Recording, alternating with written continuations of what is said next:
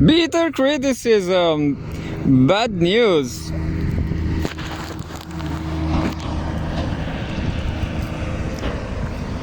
No, I'm only joking. The news are always great. Any news is great, despite it's not so fresh.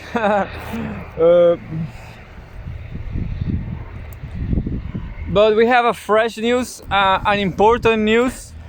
Maria Sharápova is married. Maria Sharápova is married, has a beautiful kid. Despite I didn't saw his face, and he's wise. He is beautiful, tall, but she's married. I mean, not but, and she's married. She's married because she has a beautiful kid. So I love Maria Sharápova, but I want a little size. So Maria Sharápova, if you have a little cousin, I love that blonde Russian too. But she's happy. His heart is full, as I will show you here. But that's it. That's the most important news from Russia for me. Maria Sharápova is happy. I have no chance, but it's too tall for me, and I'm too small for her. And well, that doesn't matter. It doesn't never happen. I mean, well, in my opinion, it's just like Putin's opinion. Putin says Russia needs more kids, and that's what just I think. Look, just a second.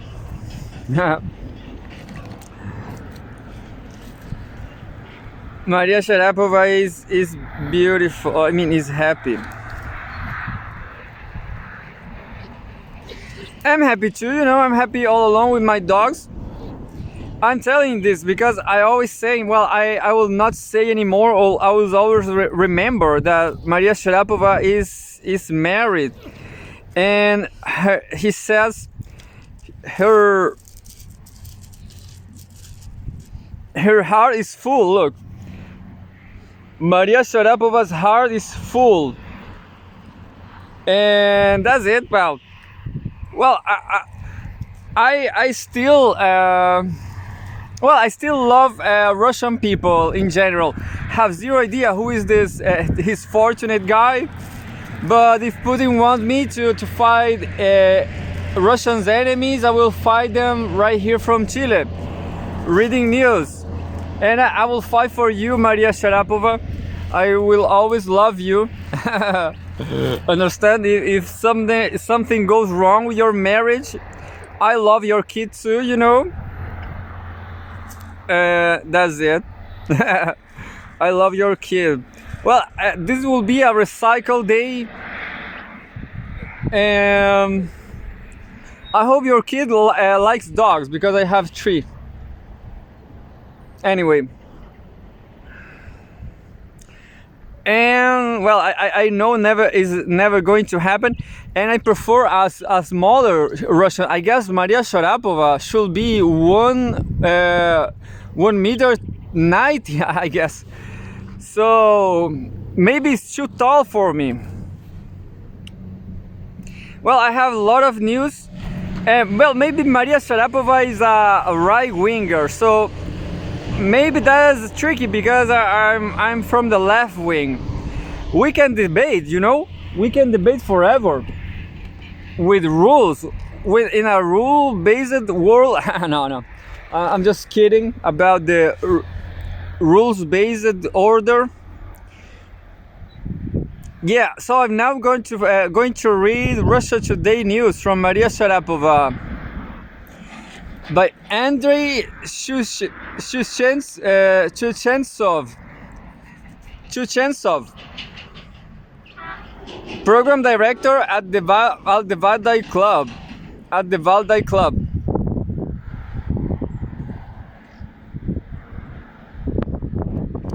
Why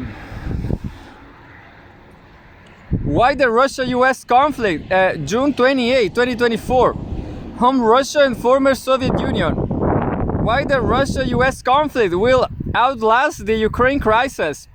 Moscow must look at Washington as a long-term threat. by Andrei Shushentsov, program director at the Valdai Club. The desire of the US dominate and its refusal to see other countries as equals, willing and able to assume equal responsibility for peace and stability, is the short answer to the question of why Moscow-Washington relations cannot get out of the current state of crisis. This attitude also leads the US to the same difficulties in its relations with China, India, and even some of its own allies, such as Turkey. The Russian and Chinese position is buttressed by the principle that peace is the result of compromise between the major centers of power, and that without their mutual agreement, without equality, mutual respect, and willingness to recognize each other's interests and adherence to the principle of non-interference in internal affairs, a stable order is impossible. But the US believes, however, that peace is a deterministic given and that no special effort is needed to maintain it. This leads to paradoxical solutions. The more weapons, the more peace. What? How we get at this phrase? More weapons, more peace. You know, I'm considering to leave the Valdai Club. No, but this is interesting. I'm going to read to the end. The West is not yet ready to become just one of the Atlanteans holding up the sky. Maybe Atlantics, but to become just one of the Atlanteans holding up the sky. It still believes it should be in charge. Are changes in relations between Moscow and Washington possible with a change of administration in the United States? I expect that this will not have a significant impact on the American line towards Russia. It is useful to look at American politics as an independent factor in our playing. We need to assume we cannot rely on the US elites. Washington will in most cases act with hostility towards Russia, in some cases opportunistically, engaging Moscow at a time when it suits its own interests. There is still a paradigm gap between Russian and Americans in their understanding of the world in the 21st century. US experts believe that Russia is part of the West and will inevitably end up in the Western camp at the end of this crisis, with China and its opponents. What? At the end of this crisis with China and its opponent and its opponent. Well, what a stupid ruling elite, you know? Why fighting Russia in the first place? This set of paradoxical ideas has been present in the American narrative since the early 1990s. The Americans believe that ultimately Russia has no alternative and will therefore accept any offer from Washington. Will the dollar sure to remain as the dominant currency for the medium term? The US will be an important country, and much depends on its turbulent domestic political life. When it comes to Ukraine, the Americans think in investment banking terms. And say straight out that Ukraine is a fairly cheap instrument that serves two purposes: to weaken Russia and to stifle any voices in Europe calling for strategic autonomy from the US. Over the past 2 years, Washington has found this method of mobilization quite cheap. Indeed, Russia-EU relations have been disrupted. The main gas pipeline linking the Russian and Western European energy systems has been destroyed. Eastern Europe has been militarized. The US military-industrial complex has been strengthened, and economic activity has flowed from Europe to the US. The American economy has gained from this crisis, while the Western European economy has suffered badly. What are the US objectives in the Ukraine crisis? It wants a weakened Russia, which has lost control of key advantages in the Eurasian space, such as in transport, economics, production, and energy. The US wants to knock Russia out of the top 5 world powers and make it strategically secondary. However, the US is beginning to realize that Ukraine, as an instrument of deterrence against Moscow, is no longer a cheap resource. Kiev's own military material and human resources are close to exhaustion. And maintaining the viability of the Ukrainian state is becoming increasingly expensive for the US and the EU.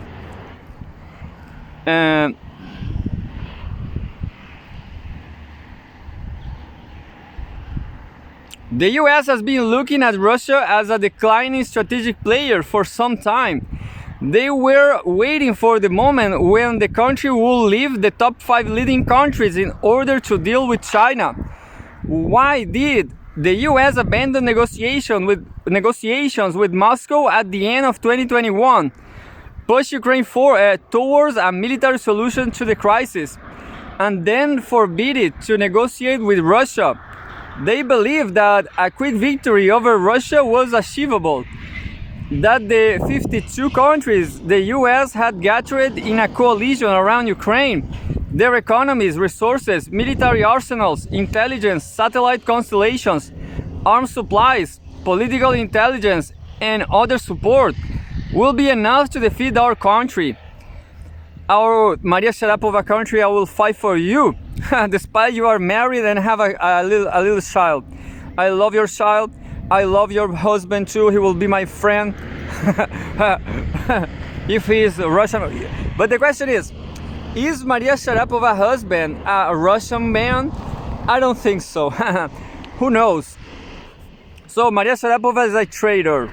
No, who knows? She was in Wimbledon.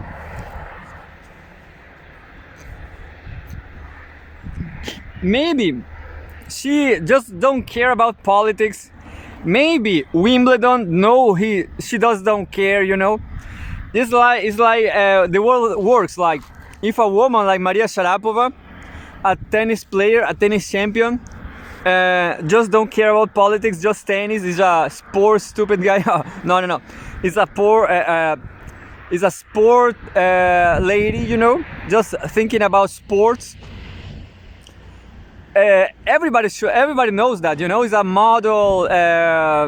Never thought about politics. She hates politics. That's it. So you are welcome. You are welcome everywhere. You know, I'm not. You know, I'm not. I'm sorry. I will never go to the U.S. I will never go to the England. Maybe I will never go to Eastern Europe. That's how bad things I say. You know. Fuck all this stuff, you know. I don't even care more about you, Maria Sharápova. You don't care about politics, so I don't care about you. Anyway, the West has not properly assessed Russia's potential and that of their own coalition, and the short-term goals they set themselves have proved unattainable. They believe that a country whose economy apparently accounts for 3% of the world's nominal GDP cannot find the entire Grand Coalition on its own.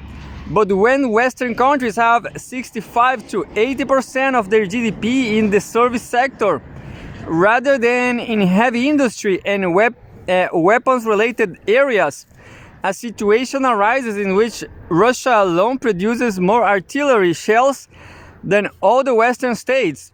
This is a paradox that the US has not taken into account.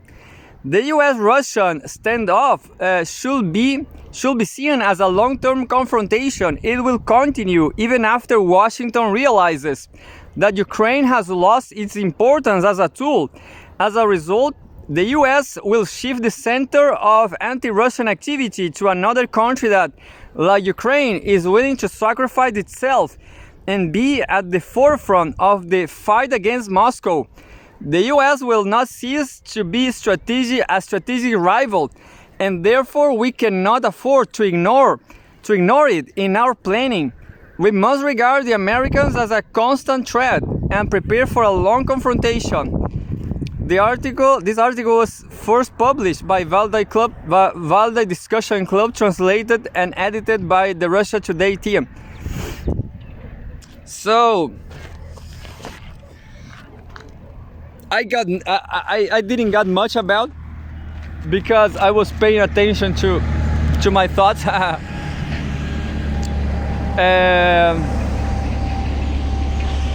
No, what Russia should do? Well, stick in my mind that Russia is a Western country, absolutely, but it's been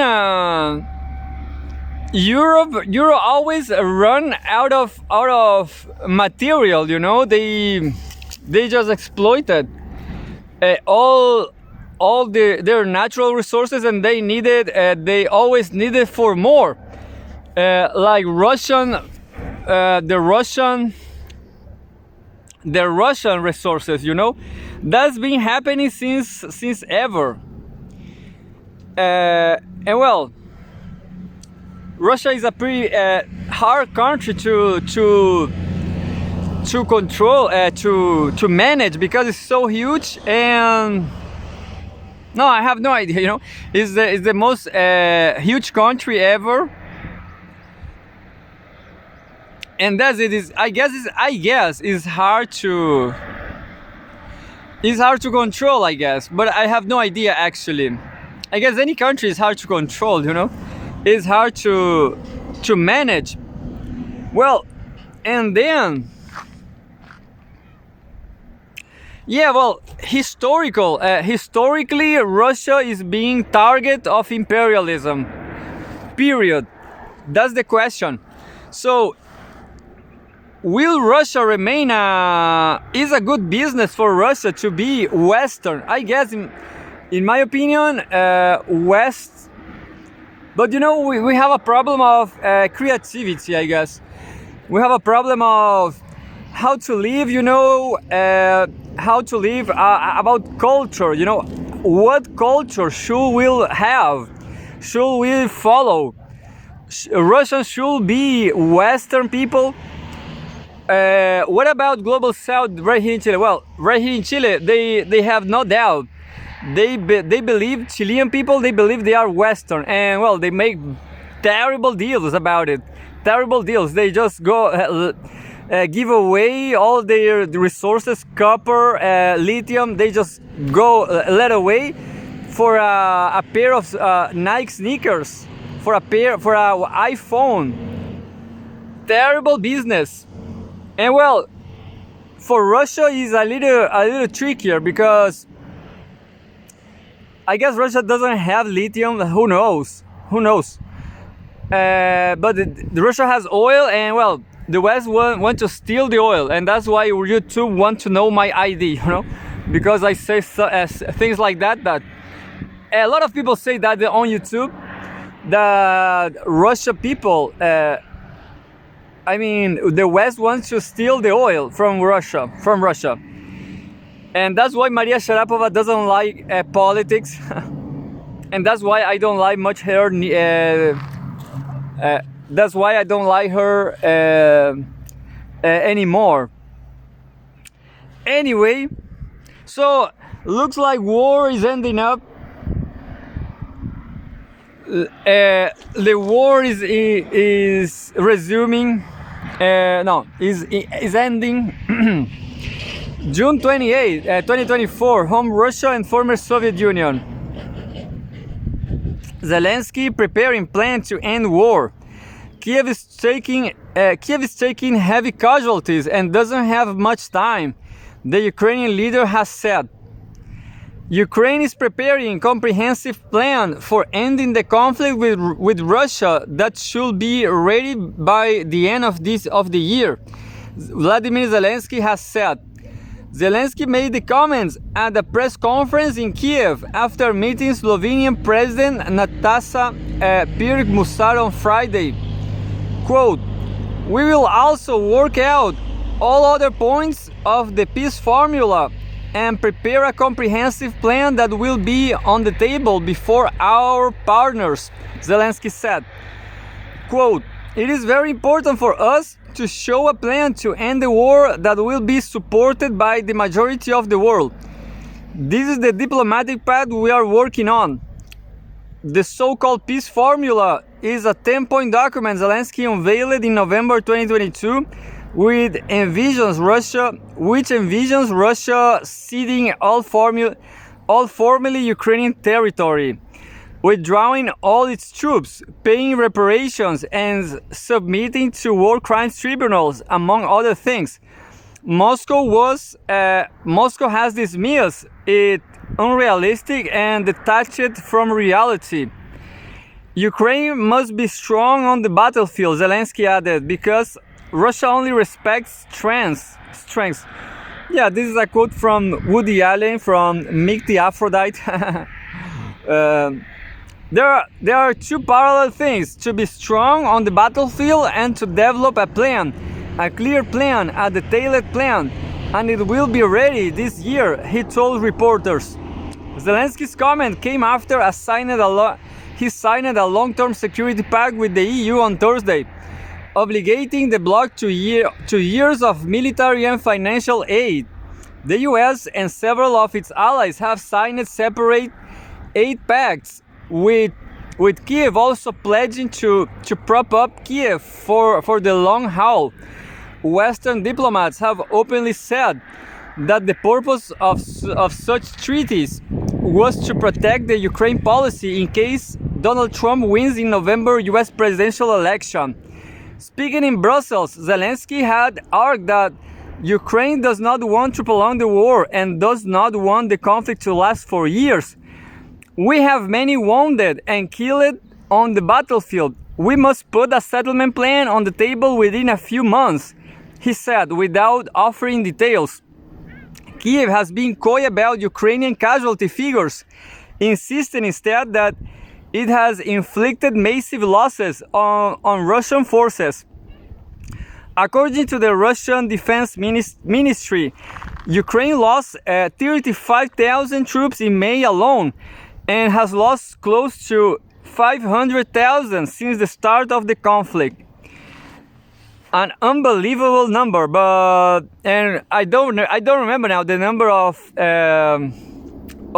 Palestinians dead. I don't remember now. It's kind of, no, it's not so much. It's not so much. It's like 50,000, I guess. But I don't remember. No, I don't really remember. Maybe it's the same thing. Maybe it's 500. Anyway, that's the world we're living in. And well, I just have to call your attention for this new channel on YouTube. This is a Hispanic channel. I don't remember the name. I cannot say you now because I don't remember. I have nothing here to show you. Well, there's a new channel, a Hispanic channel from Spain. I believe they are real, I even know, as I was saying before in the last night, the sunset episode, I know some people there. I recognize them. I don't like Chileans. I don't like people from Santiago. They are the worst Chileans, and all the Chileans are like stupid, as I said before. Chileans give all away to have a nice sneaker, a Nike sneaker. I will show you my Nike sneaker, but this one is from garbage. look my Nike sneaker. I'll show you then in the yoga time, but pay attention. But that's it, Chilean people, well, Nike sneakers are great. I guess I like them, but I don't care, we should not care about sneakers. That's the question, we should not care about. We should care about more important things, you know. And well, I forgot now what I was reading, but people have this mindset, this brainwash.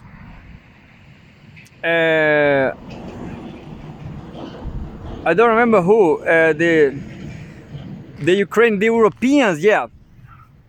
The Europeans, they are completely brainwashed. I was saying I'm Italian because, as a matter of fact, Italy industrialized itself, but now Italy is just a slave of the US, you know? And well, the whole Europe is a slave for the US because of soft power, because of, well, English can be soft power. Maybe I'm kind of brainwashed, but I guess speaking English is the best way to communicate with everybody, with Chinese people, with Russian people, with the Valdai Club, etc. So English can be our treasury, you know, our reward. Yeah. Imperialism, in order to destroy imperialism, English is our prize. That will be the headline, just because nobody watched these videos, but definitely English is our prize. English is the treasury of this war, of this losing war from the imperialism. So we have English, and we can communicate with Russian people, Chinese people. Europeans, well, unfortunately, they are perishing. They should be better business with Eurasia. South America should be even European philosophers like Max Weber. They are necessary, or René Descartes. They are necessary for us right here. Well, I don't think that they're in academy, you know, in academy back in Brazil, everywhere, Chile, everywhere in the global south, they have this bad opinion, this misunderstanding of philosophy, you know. Philosophy is a technology. Philosophy is a technology for the brain, you know, for not to be stupid and poor like the Europeans in 2024. So I guess even Europeans they forgot about their own philosophers like René Descartes, like Max Weber. So culture is so important, and don't having a Hollywood culture is paramount. There's a lot of good movie makers in Europe. You should not keep watching mass media, you know. For French people, they should watch Eric Romer. For Italian people, they should watch Mario Monicelli, and so on. You know, I'm not sure about Mario Monicelli, not all the movies, but there's the Amici Miei. They should watch that movie. And anyway, so culture definitely is a great thing for everybody. And if you have a very undeveloped country like Chile, well, it's even more necessary, you know, even more necessary. So all this bullshit of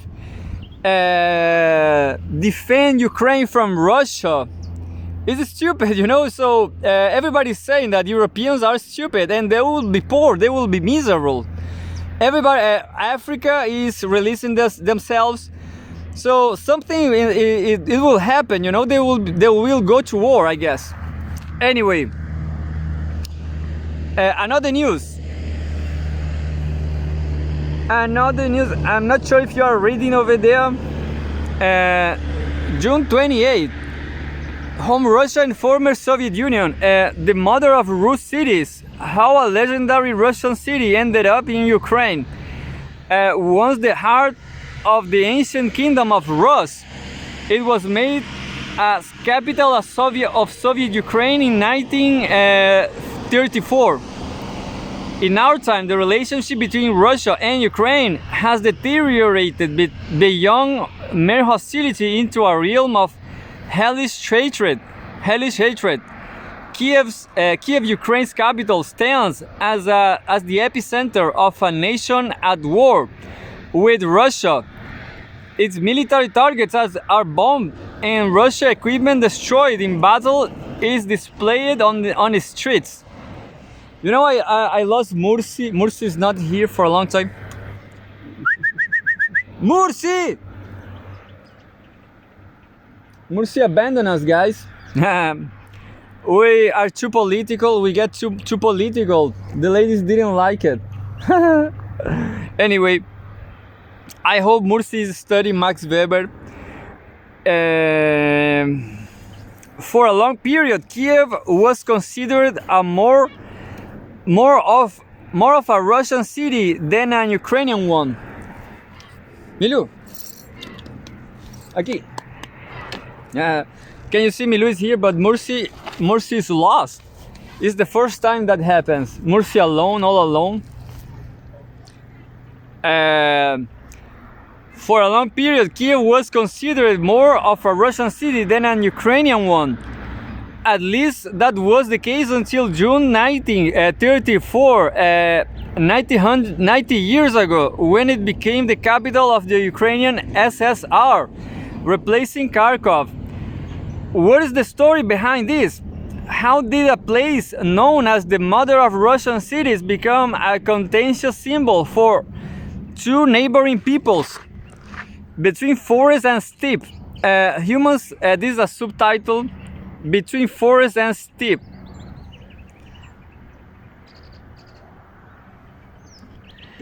Humans have lived along the banks of the Dnieper River since the Stone Age. What we now recognize as Kiev began as a settlement on the river's western bank in the 6th century. Initially, it was just another village, but things changed dramatically in the 19th century. Medieval Rus was later developed a written language, and literacy spread even later. Consequently, much of the history of the country and Kiev specifically is pieced together from educated guesses. However, some facts can be described with a high degree of accuracy. In the 19th century, a country emerged which will come to be known as Kievan Rus, the homeland of the ancestors of modern-day Russians, Belarusians, and Ukrainians. The backbone of this state was a network of river trade routes. These routes began in Scandinavia, traversed the Baltic Sea of the Gulf of Finland, near present-day St. Petersburg, and slipped into one route ahead is to the Volga River and then to the Caspian Sea, shrinking Iran and Azerbaijan before reaching the Arab lands. The other route went south to Novgorod and down the Dnieper to the Black Sea, leading to Constantinople, the Byzantine Empire's capital. Iron, wax, force, lines, weapons, and slaves were sent south, nor came in intricate metalwork, books, and most crucially silver. Rus became the linchpin of trade with Byzantium, geographically spanning a vast area of the route. Key outposts of this route were Novgorod in the north and Kiev in the south. The unification of these cities under the Scandinavian Rurik dynasty marked the beginning of Rus, and as we know it. Mursi is really lost.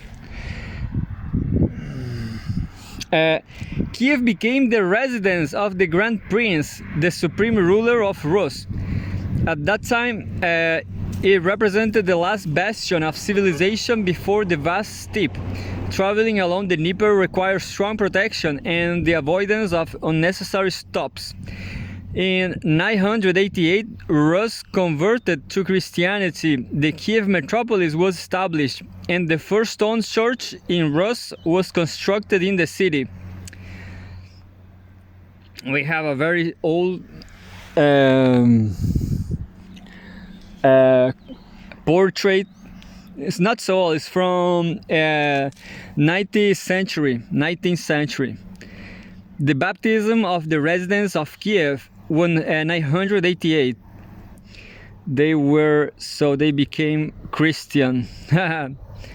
I lost the news. Yeah, it's not a great news.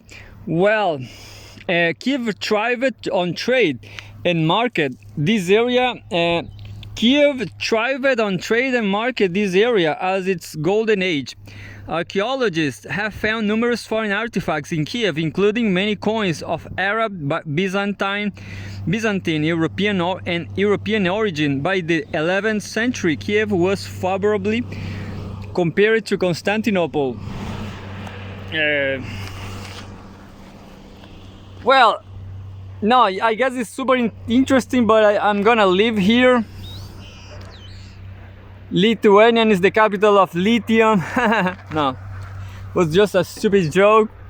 Well, Hall of History. I prefer play tennis with Maria Sharápova instead.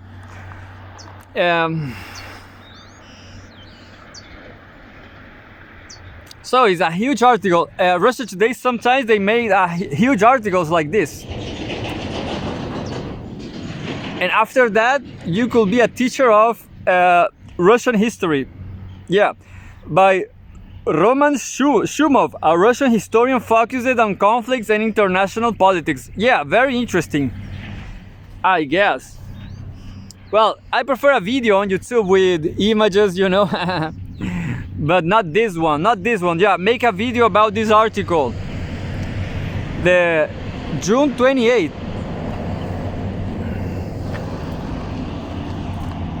June 28th, so the episode is ending up. Akitas will never come back. And we have another article from Russia Today. June 28th, 2024, Home World News. The New York Times editorial board urges Biden to quit the 2024 race. The voters can no longer ignore the president's condition, the leading US newspaper warned. So, my opinion, Biden is a old innocent guy, old innocent man, inoffensive old guy. But yeah, for people who have zero knowledge about nothing, you know, about about the Clintons, the Obamas, the Middle East. And anyway, the voters can no longer ignore the president's condition, the leading US newspaper warned. The New York Times, but the New York Times is communist, of course. No, New York Times, I guess it was the CIA newsletter. US president participates in the CNN presidential debate at the CNN studios on June 27. Democrats must admit that US President Joe Biden is no longer capable of resoundingly defeating Donald Trump on election day in November, and that is why we must find a more suitable candidate to replace him, the New York Times editorial board wrote on Friday. The appeal came a day after Biden delivered what many described as a disastrous performance against Trump during the live presidential debate in Atlanta, Georgia. Observers noted that Biden appeared frail and confused, struggling to finish his sentences and mixing up words when speaking. In a piece published on Friday, the Times cast doubt on the certainty that Biden will repeat his 2020 win over Trump. That is no longer a sufficient, this is a quote, that is no longer a sufficient rationale for Mr. Biden should be the Democratic nominee this year. The editorial board wrote, voters cannot be expected to ignore what was instead plain to see. Biden is not the man he was 4 years ago. The board further argued that Biden appeared on the debate stage as the shadow of a great public. a shadow of a great public who struggled to articulate his own policy position and ultimately failed to adequately counter Trump. There are democratic leaders better equipped to present clear, compelling an energetic alternative to a second Trump presidency. The Boer wrote, "It's too big a bet to simply hope Americans will overlook or discount Mr. Biden's age and infirmity that they see with their own eyes." Yeah, my opinion, that's what the hegemon, that's what the deep state is doing. The second option is too big a bet to simply hope. It's too big a bet to simply hope Americans will overlook or discount Mr. Biden's age and infirmity that they see with their own eyes. Because Biden is the whole opposite of they look like. He looks like as an old guy, innocent, good guy, elegant maybe, well speaking, he speak well, I guess, inoffensive, but is all the opposite. He's not inoffensive,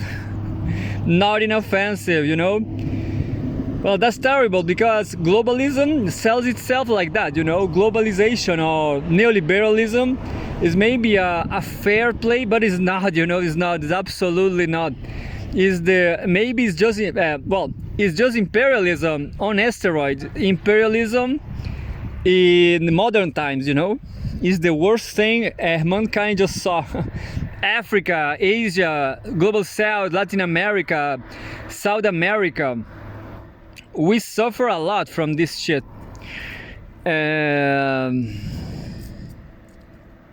I guess I'm not gonna finish this article. Yes, too big. Well, I'm going to jump to the last ones. Multiple leading liberal journalists and public figures have acknowledged that Biden performed badly on Thursday night. A flash poll conducted by CNN revealed that 67% of registered voters who watched the debate felt that Trump had won. Several outlets cited unnamed Biden staffers who tried to justify the president's performance by saying that he has been suffering from a cold and has overprepared and relying on a minute. Biden appeared to acknowledge his flaws shortly after the debate. "I know I'm not a young man, to state the obvious," he told a crowd of supporters during a rally in Raleigh, North Carolina on Friday. "I don't speak as smoothly as I used to. I don't debate as well as I used to." Nevertheless, he vowed to continue the campaign and insisted that he is best qualified for presidency. "I know how to get things done. And I know, like millions of Americans now know, when you get knocked down, you get back," Biden said. Anyway, for now, I just want my Nike garbage. But all these Nike sneakers are made by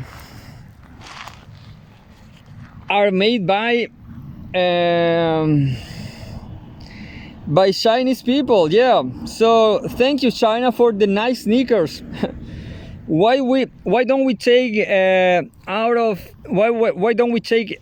United States out of the question? You produce Nike shocks, Nike sneakers, and we give you copper.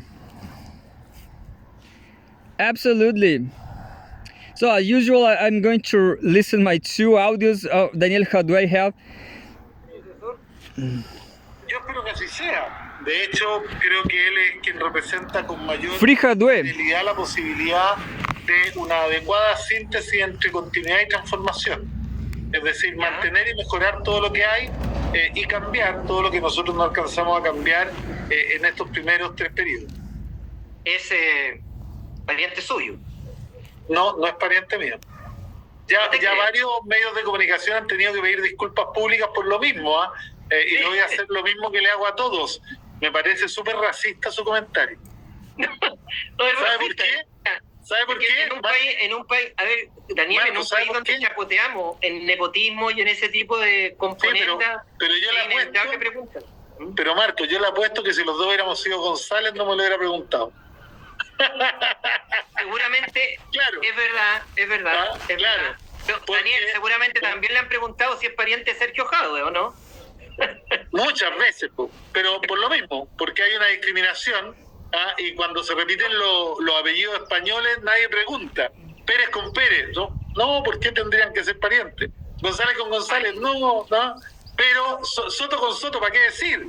Pero Jadwe con Jadwe son parientes, no, mira, ya uno de los hermanos Mochati afirmó una vez que aquí había nepotismo, poniendo a Jadwe, a Fares Jadwe de ejemplo, y la Contraloría And that's a little of this stupid country. junto con Terrible country. donde afirmó That's why I prefer Italy, despite Italy, because Italy was the American empire, not this tenía 30 años. nepotist, stupid country. Yeah, you know, I will say, as what I always say, I don't like Latin people. I prefer anything like, I don't know, Hindu people, I prefer them better. I don't know, any people. Malaysian people, Brazilian people. Maybe Brazilian are Latins. Yeah, Brazilians are not perfect. But you know, right here in this country, they are what Clifford Geertz will say, parochialists. They are absolutely parochialists. They judge you because of your family. And if you have the bad luck like me to have born in a terrible family of thieves and assassins, no, I guess there's no assassin.